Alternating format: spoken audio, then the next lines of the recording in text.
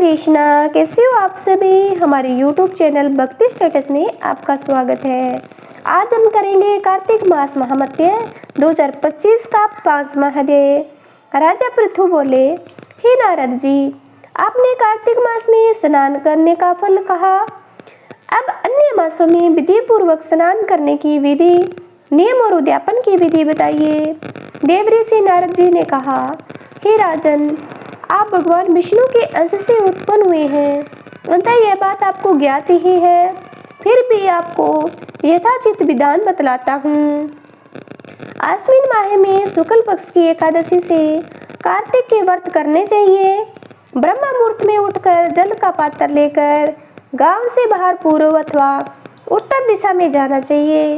इसके बाद जो मनुष्य मुख शुद्धि नहीं करता, उसे किसी भी मंत्र का फल प्राप्त नहीं होता, अतः दांत और जीभ को पूर्ण रूप से शुद्ध करना चाहिए। निम्नलिखित मंत्र का उच्चारण करते हुए दांतों तोड़नी चाहिए।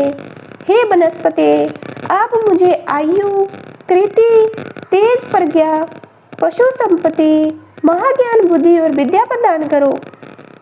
इस प्रकार उच्चारण करके वृक्ष से बाहर अंगुल की दातुन ले। दूध वाले वृक्षों से दातुन नहीं लेने चाहिए। इसी प्रकार कपास, कांटेदार वृक्ष तथा जले हुए वृक्ष से भी दातुन लेना मना है। जिससे उत्तम गंध आती हो और जिसकी टहनी कोमल हो, ऐसे ही वृक्ष से दंत दामन ग्रहण करना चाहिए। प्रतिपदा अमावस्या, नवमी, छठी, रविवार को चंद्र तथा सूर्य ग्रहण में दातुन नहीं करनी चाहिए।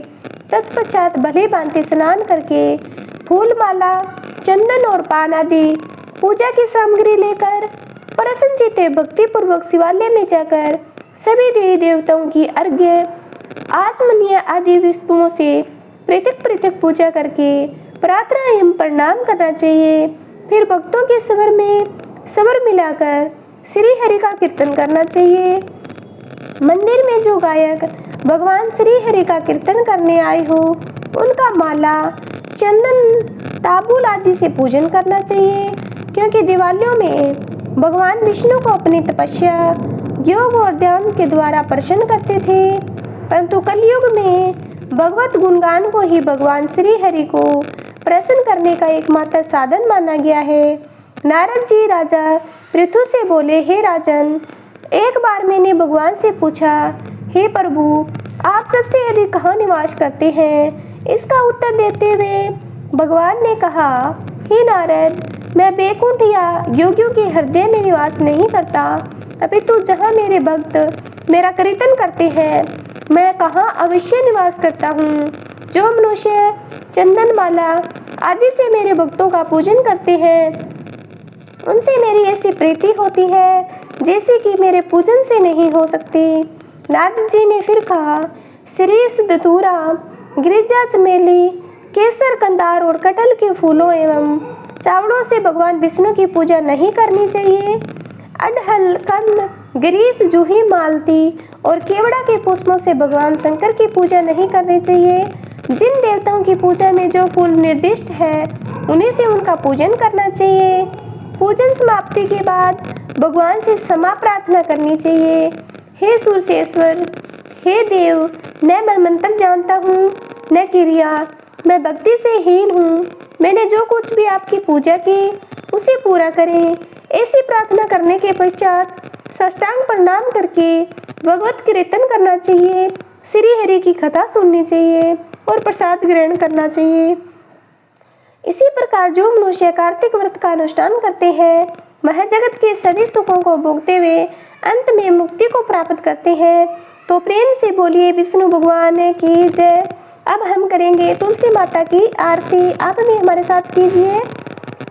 तुलसी महारानी नमो नमो, हरि की पटरानी नमो नमो, धन तुलसी पूरन तप कीनो, सालिग्राम बनी पटरानी, जाके पत्थर मंजीरी कोमल, श्रीपति कमल चरण लपटानी।